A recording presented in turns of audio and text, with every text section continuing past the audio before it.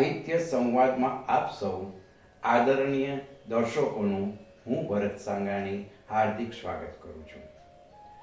આ કાર્યક્રમનો ઉદ્દેશ માત્ર સાહિત્યકારોનો પરિચય કરાવવાનો નથી, પરંતુ એક સર્જકની અંદર છુપાયેલી સંવેદના, સંઘર્ષ, સાધના અને સર્જન પ્રક્રિયાને શબ્દોમાં પકડવાની છે.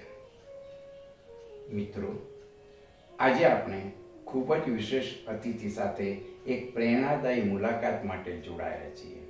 આપણી વચ્ચે ઉપસ્થિત છે પ્રતિષ્ઠિત વૈજ્ઞાનિક, સંવેદનશીલ લેખક, મધુર સ્વર ધરાવતા ગાયક અને સર્વાંગી રીતે સર્જનાત્મક વ્યક્તિત્વના ધારક શ્રી નિખિલ હર્ષદરાય કિનારીવાળા. 35 વર્ષ સુધી ઈસરોમાં વૈજ્ઞાનિક ઇજનેર તરીકે મહત્વના પ્રોજેક્ટ્સમાં સેવા આપ્યા બાદ નિવૃત્તિના નવા પડાવે તેમણે બાળપણના પ્રિય ક્ષેત્ર સાહિત્ય અને સંગીતને જીવનનું ધ્યેય બનાવ્યું. તાજેતરમાં પ્રકાશિત તેમનું પુસ્તક જીવન દર્પણ વાચકોમાં ખૂબ વખાણ પામ્યું છે. ચાલો વધુ સમય વિના આપણે વાતચીતની શરૂઆત કરીએ. નિખિલભાઈ, આપનું હાર્દિક સ્વાગત છે.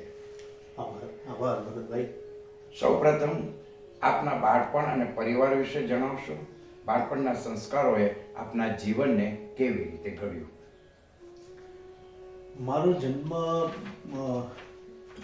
1960ના ઓગસ્ટ મહિનામાં 31 ઓગસ્ટ 1960 પ્રિસાઇઝલી અમદાવાદ ખાતે થયો હતો.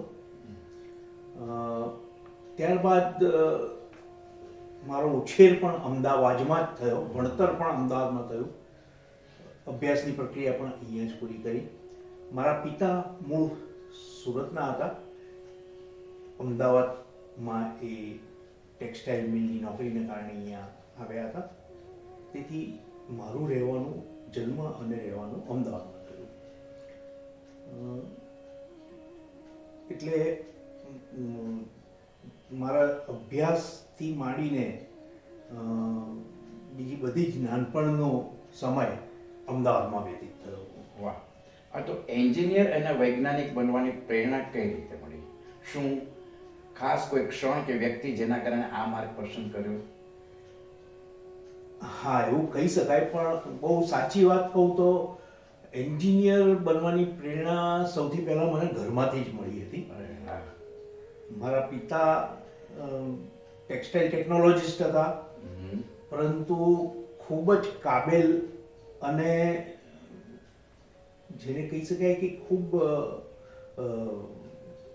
વિશ્લેષણકારી વ્યક્તિત્વ ધરાવતા હતા. એમને ટેકનોલોજીમાં ખૂબ રસ હતો. અમે ઘરમાં પણ કોઈ પણ નાનું કામ હોય એ સમયે, ઇલેક્ટ્રોનિક્સનું હોય અથવા તો બીજું કાંઈ પણ સમારકામનું કામ હોય, તો પપ્પાને ખૂબ રસ પડતો. એમણે ઘરમાં ખૂબ સાધનો પણ વસાવ્યા હતા. હું એમાં સાથ આપતો કારણ કે મને પહેલેથી એમાં રસ હતો.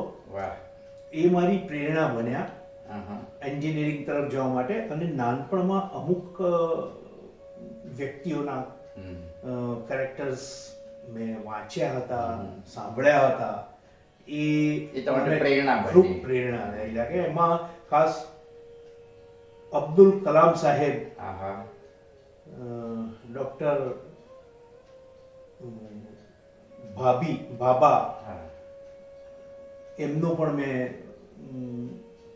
ઘણું વાંચ્યું હતું, એમને જોયું હતું. ત્યારે ઘણી વખત મને આશ્ચર્ય થતું કે આવા વૈજ્ઞાનિક ફિલ્ડમાં કામ કરવા જવા મળે તો કેવું.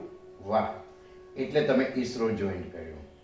હાજી. તો હવે ઈસરોમાં તમારી 35 વર્ષની લાંબી સફર રહી. હાજી. ખૂબ જ ગૌરવની વાત છે. આ સફરમાંથી કોઈ એવા બે યાદગાર પ્રસંગો તમને ખબર છે જે તમે કહી શકો? શેર કરો. હાજી.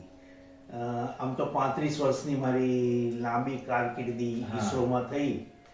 એ એવું કહીશ કે ખૂબ રોમાંચક રહી. વાહ! અને જે નોર્મલ કોઈ પણ આપણે જોબ કરતા હોઈએ એનાથી એ તદ્દન ભિન્ન હતી. કારણ કે રોજના નવા એસાઇનમેન્ટ હોય, નવી ચેલેન્જીસ હોય, અને ટેકનોલોજીકલ એડવાન્સમેન્ટના ક્ષેત્રમાં કામ કરવાનું થાય જ્યારે ત્યારે આપણે રોજ જ કંઈકનું કંઈક વિચારવું પડે અને કોન્ટ્રીબ્યુશન પણ એ પ્રમાણે આપવું પડે. તો એમાં ખરેખર ખૂબ આનંદ આવતો. હું 2-3 પ્રસંગો મારા જસ્ટ અહીંયા શેર કરીશ. હા હા ચોક્કસ. શરૂઆતમાં હું મેકેનિકલ એન્જિનિયર છું એટલે એન્ટેનાના ફિલ્ડમાં હું કામ કરતો ત્યારે હું ગ્રાઉન્ડ સ્ટેશન એન્ટેનામાં કામ કરતો હતો. બે એન્ટેના હોય, એક ગ્રાઉન્ડ સ્ટેશન જે અર્થ ઉપર હોય, મોટા એન્ટેનાસ જે સેટેલાઇટમાંથી આવતા સિગ્નલો ગ્રહણ કરે અને નીચે પ્રક્ષેપણ કરે બધે, અને બીજા એન્ટેના સ્પેસક્રાફ્ટ એન્ટેના હોય જે સેટેલાઇટ ઉપર મોકલીએ છીએ એની ઉપર લાગેલા હોય. હવે જે ગ્રાઉન્ડ સ્ટેશનના એન્ટેનામાં હું કામ કરતો હતો ત્યારે એના કામ પણ ખૂબ ચેલેન્જિંગ એટલે હતા કે ખૂબ મોટી સાઇઝના એન્ટેના હોય, લગભગ 6.5 મીટરથી માંડીને 14 મીટર વ્યાસના એન્ટેના અને જમીનથી ઓછામાં ઓછું 50 ફૂટ 100 ફૂટ 150 ફૂટની હાઈટ ઉપર એ ઇન્સ્ટોલ થતા હોય. એવું એક મારા શરૂઆતની કેરિયરમાં એક ઇન્સ્ટોલેશનનું કામ મને સોંપવામાં આવ્યું હતું. ઇન્સ્ટોલેશન અને એલાઇનમેન્ટનું કામ. એલાઇનમેન્ટ એટલે એની જે એન્ટેનાની પેનલો હોય ઘણી બધી, એને એકદમ જોઈતા સ્વરૂપમાં, જોઈતા શેપમાં ગોઠવવી પડે, તો જ એ તરંગોને રિસીવ પ્રોપરલી કરી શકે અને સેટેલાઇટ સાથે એનો નાતો જોડાઈ શકે.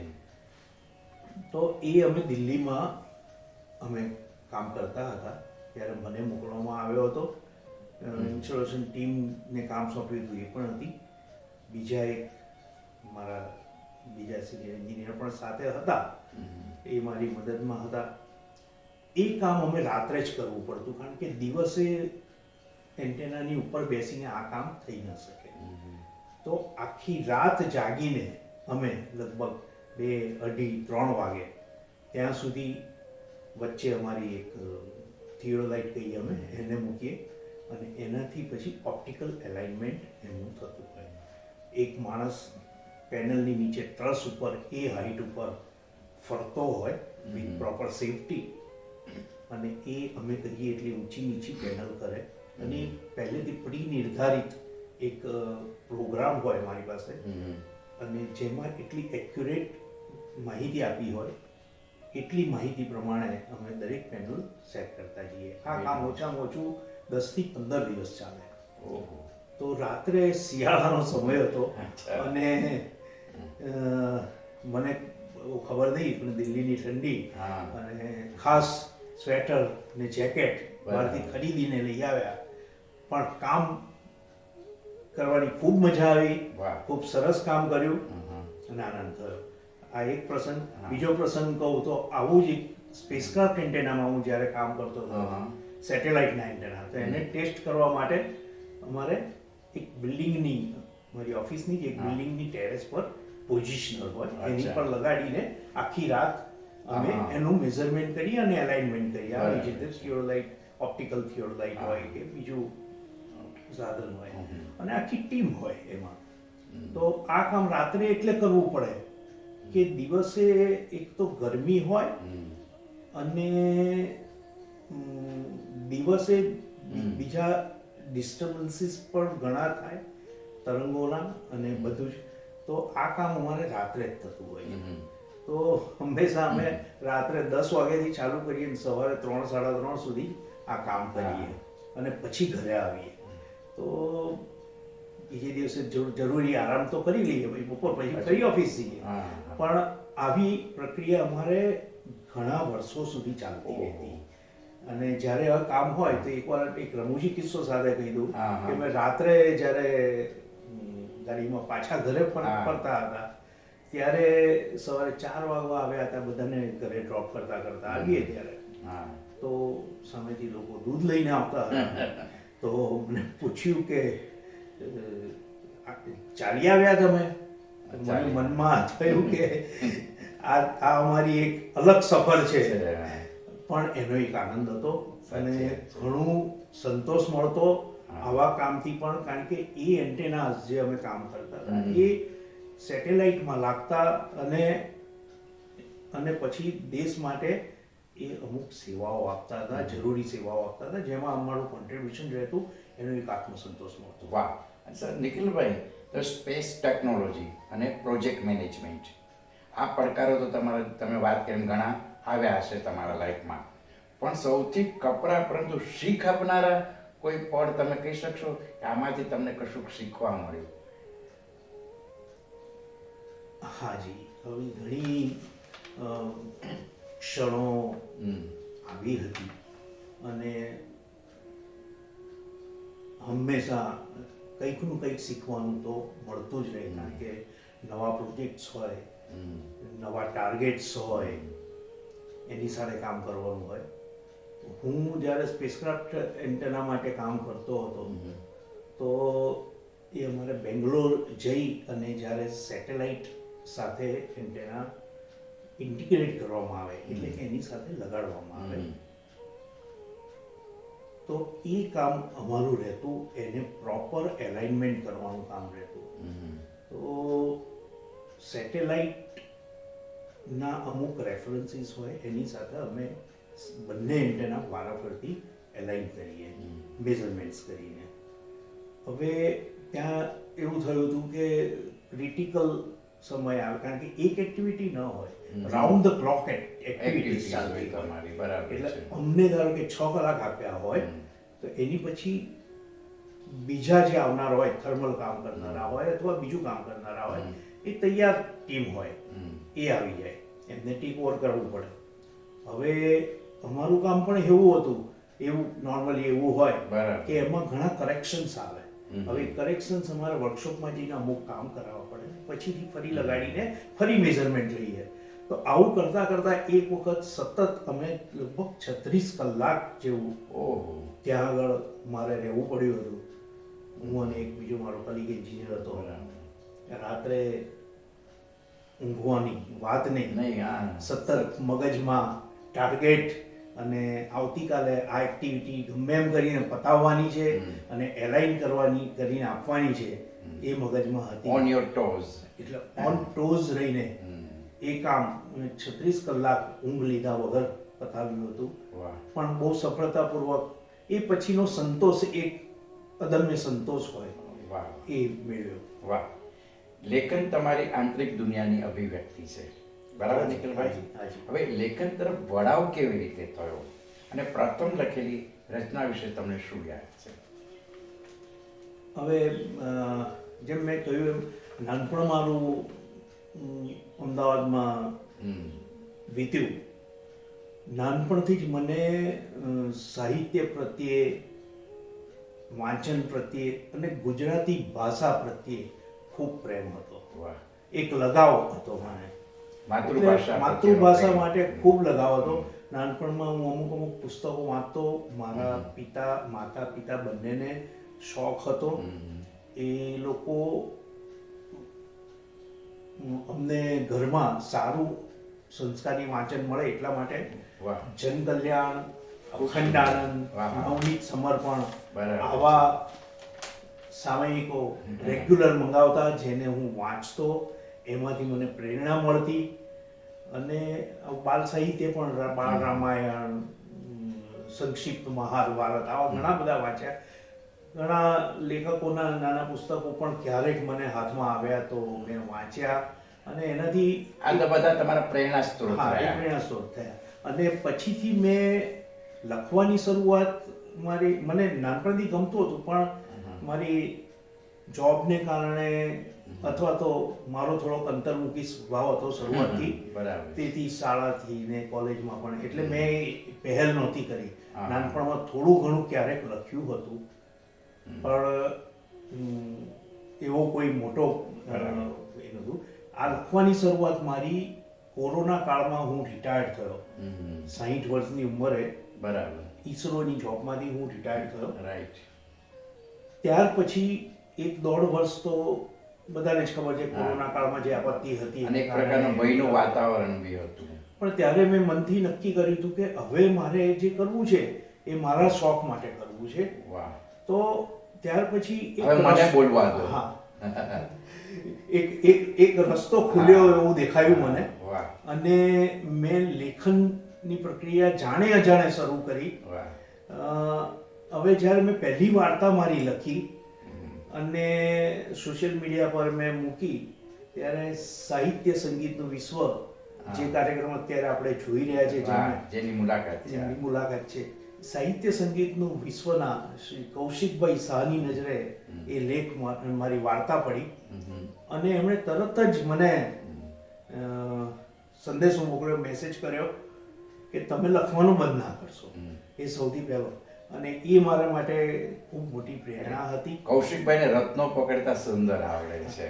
સાચી વાત છે. તો ત્યારથી મારી આ યાત્રા શરૂ થઈ. રાજુલબેનનો પણ ખૂબ સપોર્ટ રહ્યો અને ત્યાર પછી આજ સુધી 2021 થી મેં ચાલુ કર્યું, આજે 2025 સુધી હજુ અવિરત એ યાત્રા મારી ચાલુ છે. હવે આ જે તમારી યાત્રા છે એમાં તમે વિષયોની પસંદગી જે કરો છો એ કેવી રીતે કરો છો? હાજી, હવે જે વિષયોની પસંદગી, મને વધારે વિચાર પ્રેરક લેખો લખવા વધુ ગમે છે. અચ્છા.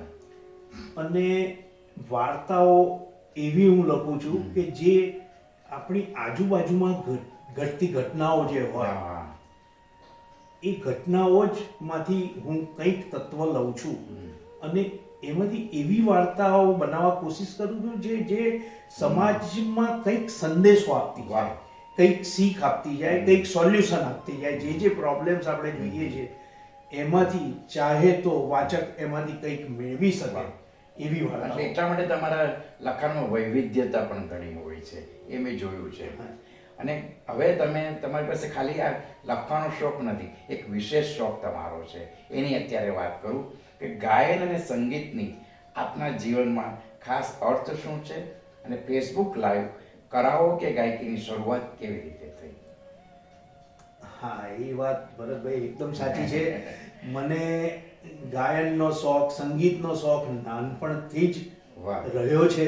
પરંતુ મેં જેમ પહેલા કહ્યું, હમણાં વચ્ચે બોલ્યો એમ, મારો સ્વભાવ થોડોક અંતર્મુખી હતો અને એને કારણે હું સંગીત સાંભળવું મને ખૂબ ગમે, પણ મેં ક્યારે જાહેરમાં એનો ગાયન ક્યારે કર્યું નહોતું, કરતો નહોતો. નાના ઘરના કૌટુંબિક સમારંભમાં બરાબર છે, બાકી પણ જ્યારે આ નિવૃત્તિ પછી મેં લેખનની પ્રવૃત્તિ ચાલુ કરી ત્યારે સાથે સાથે મેં એ પણ નક્કી કર્યું કે મારે હવે ગાયન પણ અજમાવવું છે. તો એ પ્રક્રિયા એવી રીતે ચાલુ હતી કે કોરોના કાળમાં બહાર તો જવાતું નહોતું, બરાબર, પણ અમુક સંગીતના ગ્રુપો ફેસબુક લાઈવના પ્રોગ્રામ કરતા હતા કે જેમાં તમે ફેસબુક લાઈવ થઈ અને ગીતો ગાઈ શકો, જે અમુક સમૂહ જોઈ શકે. તો એમાં હું શરૂ થયો અને જૂના ગીતો મને ખૂબ ગમતા, તો એ ગાવાનું ચાલુ કર્યું અને પછી તો મને એટલું આનંદ આવવા લાગ્યો. તો કોરોના પછી પણ મેં એક્ટિવિટી ચાલુ રાખી અને આજે પણ હું ઘણી જગ્યાએ હવે જાહેર પ્રોગ્રામમાં સ્ટેજ પર હું ગાઉં છું. સંકોચ નીકળી ગયો, અંતર્મુખી પ્રતિભા બહિર્મુખી થઈ ગઈ અને આ બધું જ હું નિજાનંદ માટે જ કરું છું અને એમાંથી આનંદ મેળવું છું. વાહ નિખિલભાઈ, તમે બહુ સુંદર વાત કરી. તમારી ગાયકીનો હું પણ એક પ્રશંસક છું. Thank you. આપની સફળતા પાછળ પરિવારની, ખાસ કરીને તમારા પત્ની લીનાબેનનો કેટલો અને કેવો મહત્વનો ફાળો રહ્યો? આ પ્રશ્ન તમે પૂછ્યો છે તો હું કહી દઉં કે અત્યારે હું જે કાંઈ છું, મારી નિવૃત્તિ પહેલા અને પછી એ બંને જે મેં સફળતા હાંસલ કરી હોય તેનો મોટા ભાગનો શ્રેય મારી પત્ની લીનાને જ જાય છે. કારણ કે એણે હંમેશા મને પ્રોત્સાહન આપ્યું છે, મારી પાછળ ઊભી રહીને એણે જ્યાં જરૂર પડે ત્યાં માર્ગદર્શન પણ આપ્યું છે અને મને હંમેશા પ્રોત્સાહિત કર્યો છે કે આગળ વધો, કંઈક કરો, કંઈક નવું કરો. અને આપણે કહીએ છીએ ને કે દરેક પુરુષની સફળતા પાછળ એક સ્ત્રીનો હાથ હોય છે, એમ લીનાબેનનો તમારા જીવનમાં, સહવાસમાં કે તમારા પ્રગતિમાં ખાસ હાથ રહ્યો છે. અને એનાથી આગળ વધીને હા. એક પોઈન્ટ હું એ પણ કહીશ કે હા. જ્યારે મારા બાળકો નાના હતા, જણાવો. મારી ઈસરોની કેરિયર એવી હતી કે મારે એટલી બધી ટૂર્સ રહેતી હતી, મારો સમય અનિશ્ચિત હતો હા, ઓફિસનો. એ તો આપણે તો આગળ બી વાત કરી. તો ત્યારે બાળકોનો ઉછેર, સંતાનોનો ઉછેર એક મોટો પ્રશ્ન હતો. ત્યારે એમાં એનો સહયોગ મને એટલો સાંપડ્યો છે. અને એ સંતાનોના ઉછેર અને એમની બીજી બધી ટ્રેનિંગ પાછળ, સંસ્કાર સિંચન પાછળ, તૈયાર કરવા પાછળ એણે ખૂબ જ કામ કર્યું છે.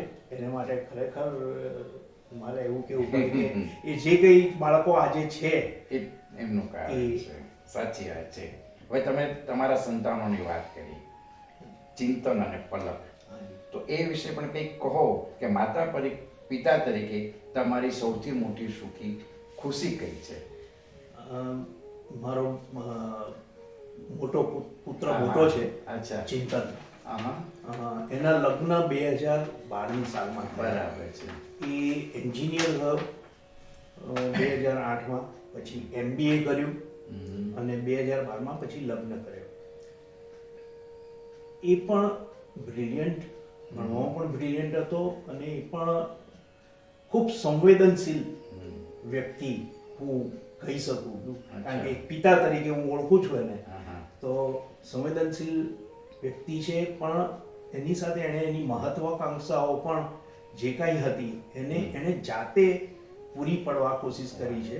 અને એનો મને ખરેખર આનંદ છે, કારણ કે મારી બંને છોકરાઓની એવી એક સલાહ પહેલેથી રહી હતી કે જે કંઈ કરો એ આપ બળે કરજો. વાહ.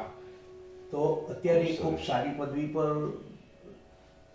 છે, ઇન્સ્યોરન્સ કંપનીમાં કામ કરી રહ્યો છે, સિનિયર વાઇસ પ્રેસિડેન્ટ છે. અને મારી પુત્રી ઇન્ટિરિયર ડિઝાઇનર છે, પલક. નામ સરસ આપ્યું છે, પલક. તો એ પણ એનામાં આર્ટ ખૂબ હતી પહેલેથી, નૃત્ય, કળા, પેઇન્ટિંગ, આર્ટ. તો એને ઇન્ટિરિયર ડિઝાઇનિંગ તરફ વાળવા તરફ મેં ફક્ત આંગળી જ ચીંધી હતી, પણ પછી એણે ઇન્ટિરિયર ડિઝાઇનિંગ થઈને એણે ખૂબ મહેનત કરીને આજે નાના બાળકો સાથે જે મુકામ હાસિલ કર્યો છે અને પ્રતિષ્ઠિત ઇન્ટિરિયર ડિઝાઇનર તરીકે કામ કરી રહી છે. તેઓ મુંબઈ અને પૂના, એક મુંબઈ રહે છે ને એક પૂના છે, તમારી પૂના રહે છે, પણ એ આખા ઇન્ડિયામાં એ કામ કરી રહી છે, એના પ્રોજેક્ટ્સ છે. એ તમારી ખુશી છે, જીવનની ખુશી કહી શકીએ. જીવનની ખુશી અને ઉપલબ્ધિ હું તો એવું કહીશ કે કહી શકીએ. તો તમારા સંતાનો અમારી કાળજી લે એવા થઈ ગયા છે, અમારે એમની બીજી કાળજી લેવી પડતી નથી. આ મા બાપ માટે આનાથી વિશેષ શું હોય? સાચી વાત છે. હવે તાજેતરમાં પ્રકાશિત થયેલું પુસ્તક તમારું જીવન દર્પણ, એના વિશે કંઈક જણાવો અને વાંચકો તરફથી તમને મળેલો પ્રતિસાદ કેવો રહ્યો? હવે આ જીવન દર્પણ જે પુસ્તક મેં પ્રકાશિત કર્યું, મારી ખૂબ ઈચ્છા હતી. મારી સૌથી પહેલી જે 20 વાર્તાઓ હતી એમાં મેં સમાવી છે. એક વિષય હતો જીવનની સંધ્યાએ, જે પાછલી ઉંમરે પહોંચેલા વ્યક્તિઓને, હું પણ પાછલી ઉંમરે પહોંચ્યો છું, 65 પછીની તો એ સમયે, કારણ કે આપણે ઘણી, હું નજીકથી જોતો હતો, ઘણી સમસ્યાઓ નડતી હોય છે માણસને, જુદી જુદી, આર્થિક હોય, સામાજિક હોય, પૌત્ર કંઈક પણ હોય. તો આ બધી સમસ્યાઓમાં માણસ ઘણી વખત ગૂંચવાઈ જતો હોય છે. તો ત્યારે મારું પોતાનું અંગત રીતે એવું માનવું છે કે નિવૃત્તિ પછી કે આ પાછલી ઉંમરે આપણે જીવન સમાપ્ત નથી થઈ ગયું, આપણે એક બીજી ઇનિંગ શરૂ કરીએ છીએ અને ખરેખર તો આપણે માટે જીવવાનું શરૂ કરવાનું છે. તો ત્યારે આ બધી સમસ્યાઓને કેવી રીતે ડીલ કરવી એ ખૂબ મહત્વનું થઈ જાય છે. ઘણી ભૂલો કરી બેસે છે માણસો, તો એ ભૂલો નહીં કરવી જોઈએ, જેથી આર્થિક સલામતી સચવાયેલી રહે અને સ્વાસ્થ્ય સચવાયેલું રહે. આ ખૂબ મહત્વનું છે. પોતાના શોખ સાતા રહે, તો એની પર મેં એમ્ફેસાઇઝ કર્યું. અને ટાઇટલ તમારું જીવનનું દર્પણ એ રીતે પરફેક્ટ છે કે જ્યાં પોતે પોતાને જુએ. અને બીજી એક હતી એ દાંપત્ય દર્પણ કરીને હતી, એમાં 10 વાર્તાઓ એ ખાસ દાંપત્ય જીવનને ઉદ્દેશીને મેં બનાવી હતી કે જેમાં અત્યારે નવી પેઢીમાં જે દાંપત્ય જીવનમાં નાની નાની સમસ્યાઓ ઊભી થાય છે તો એને કેવી રીતે આપણે જોવી જોઈએ, કઈ દ્રષ્ટિએ જોવી જોઈએ અને એને કેવી રીતે ડીલ કરવી જોઈએ વાહ. એને વિશે. હવે હાલમાં તમારો કોઈ નવો પ્રોજેક્ટ કે કોઈ કામ ચાલી રહ્યું હોય અથવા તો આવનારા પુસ્તક અથવા તો સંગીતનો કોઈ પ્રોજેક્ટ હોય, જો હોય તમારા મનમાં તો એ વિશે આપણા શ્રોતાઓ મિત્રો, દર્શક મિત્રોને જણાવશો. હવે નવા એક બીજું પુસ્તક મારા મનમાં છે અને મારે પ્રકાશિત કરવું છે. વાહ. પણ હવે હું એમાં મુખ્યત્વે મારા વિચાર પ્રેરક લેખો સૌથી પહેલા મારે સમાવવા કોશિશ કરીશ કે જે કંઈક સોસાયટીને પલક આપવાની લાગણી સાથે બરાબર છે. કે કંઈક સંદેશો જે કંઈક મેળવ્યું છે ફરી હા, આપીએ. અને કંઈક નવી વિચારધારા આપણે જો આપી શકીએ આજના સમયના હા લોકો. આજના સમયના અનુભવ તો એ એક ઉપલબ્ધિ કહેવાશે. એટલે એ વિચાર સાથે હું પુસ્તક મારે તૈયાર કરવું છે, એના પ્રયત્નો ચાલુ છે. સરસ. એટલે હું ટૂંક સમયમાં એની સાથે પણ બસ અમે આશા રાખીએ છીએ કે જલ્દી આવે. અને સફળતા, સંતુષ્ટિ અને શાંતિ, આ ત્રણેયને સંતુલિત રીતે જીવવા માટે આપનો મંત્ર શું છે? બહુ સરસ તમે આ પ્રશ્ન કર્યો. એમાં હું ત્રણેયમાંથી હું સંતુષ્ટિને સૌથી વધારે મહત્વ આપું છું. વાહ. સંતોષ. સંતોષ ખૂબ અગત્યનો છે જીવનમાં.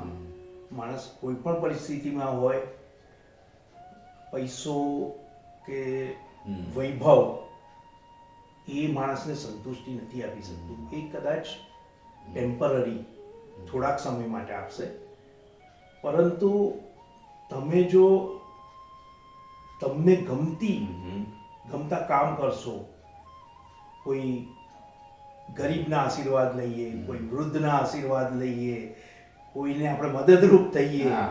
અને આપણું ગમતા કામ કરીને આપણે ખુશ રહીએ તો એ સંતોષ વધુ અગત્યનો છે. સંતોષ પછી જેમ તમે પહેલા કીધું, સંતોષ અને ત્રીજું કયું શાંતિ. કીધું? શાંતિ. હા. આપોઆપ શાંતિ તમને મનની મળી શાંતિ જશે. મળી જ જશે. બરાબર છે. અને સફળતા તો નિયતિએ જે લખી હોય તમે, એ પ્રમાણે આપણું કામ છે. કર્મણ્યેવાધિકાર હસ્તે તે મા ફલેષુ કદાચન. વાહ. એક સારી નિયત સાથે, સારી ઈચ્છા સાથે જે કંઈ કામ આપણે આરંભીએ છીએ એ સફળ થવાનું જ છે. હવે બસ કહેતા આપણને આવડી જવું જોઈએ. યસ, એ સૌથી સંતોષનો મંત્ર છે. બિલકુલ બિલકુલ. તમારે આટલી સર્જનાત્મક જીવનની શરૂઆત નવી રીતે થઈ તમારા રિટાયરમેન્ટ પછી. એ વિશે તમે ઘણું બધું કહ્યું. તો આ નવા પડાવમાં સૌથી વધુ આનંદ આપને શેમાં આવે છે? નવા પડાવમાં મને આમાં બંને ફ્રન્ટ પર જે હું કામ કરી રહ્યો છું હા. અત્યારે, લેખન અને ગાયન, હમ. એ બંનેમાં અત્યારે મારો ખૂબ સમય આ માગી લે છે બંને વસ્તુ. અને હું એમને મારે બંનેમાં મારી એકે છૂટે એવું નથી હવે, કારણ કે બંને કામ કરવા જ છે. બંનેમાં ઓતપ્રોત એટલે થઈ બંને ગયા મારે કરવા છે. કારણ કે હું જ્યારે બેમાંથી એકને એમ કહું કે આ મારા માટે વધારે મહત્વનું છે કે આ મારે, એવું નથી. એવું નથી. કારણ કે ત્યારે ક્યારેક મને એમ થાય કે હું આ રહી ગયું, મારે લખવાનું રહી ગયું આજે, તો એનું પણ મને થોડુંક એવું થાય. અને જો ગાયનમાં પણ હું કોઈક સારી પ્રસ્તુતિ કરવાની રહી જાય તો પણ એ પણ એક સાહિત્ય અને સંગીતના સમાંતર પાસા પર તમારે ચાલવું છે. સમાંતર પાથ વાહ. ઉપર ચાલવું છે મારે. હા. અને મેં એક બે પ્રોગ્રામ બરાબર મારા છે. સોલો પણ કર્યા હા. ગીતોના. એવા ભવિષ્યમાં પણ હું એવા કરતો રહેવા માંગુ છું બરાબર છે. વાહ. કે જેથી મને ગમતા, લોકોને ગમતા ગીતો હું પીરસી શકું અને ભેગા મળીને આનંદ વાહ. કરી શકું. હવે નિખિલભાઈ કિનારીવાળા બોલશે એવી વાત થઈ કે રિટાયરમેન્ટ પછી આપણને બોલવાનો મોકો મળે, આપણું જીવન આપણી રીતે નિખારવાનો આપણને સમય મળે છે. અને એનો જેટલો મહદ અંશે સારો ઉપયોગ થઈ શકે એવો વિચાર સ્વાભાવિક રીતે દરેકને થાય. હવે આ પ્રોગ્રામના સમાપન તરફ આગળ વધતા પહેલાં મારે આપણે કહેવું છે કે આપણા સાહિત્ય સંગીતનું વિશ્વના જે યુવકો હોય, લેખકો હોય, કલાકારો હોય અને જે સર્જકો હોય આપણી સાથે જોડાયેલા છે, એમના વિશે આપણને કોઈ સંદેશો આપવો હોય તો આપ આપો. ને ચોક્કસ સાહિત્ય સંગીતનું વિશ્વ જેમ આગળ પણ એક જગ્યાએ મેં ઉલ્લેખ કર્યો કે મારી લેખનની શરૂઆત જ સાહિત્ય સંગીતનું વિશ્વના પ્લેટફોર્મ પર થઈ. કૌશિકભાઈ શાહ અને રાજુલબેન કૌશિકનું જે પ્રોત્સાહન મને મળ્યું પ્રાપ્ત થયું, સવાલ જ નથી. એનાથી હું ધીરે ધીરે આગળ વધ્યો. આ સાહિત્ય સંગીતનું વિશ્વ એક એવું platform, global platform social media પર, ફેસબુકમાં બનાવ્યું છે કે એમાં કોઈ મર્યાદા નથી. કોઈ દરેક માણસ, દરેક સર્જક જેનામાં કંઈ પણ પ્રતિભા હોય, લેખનની હોય કે તમારા સંગીતની હોય કે બીજી કોઈ તમારી પઠનની પ્રક્રિયા કરતા હો, તમે કોઈ પેઇન્ટિંગ સારું કરતા હો, તો આ બધી જ વસ્તુ વિના સંકોચે આ પ્લેટફોર્મ પર આવીને મૂકી શકાય છે.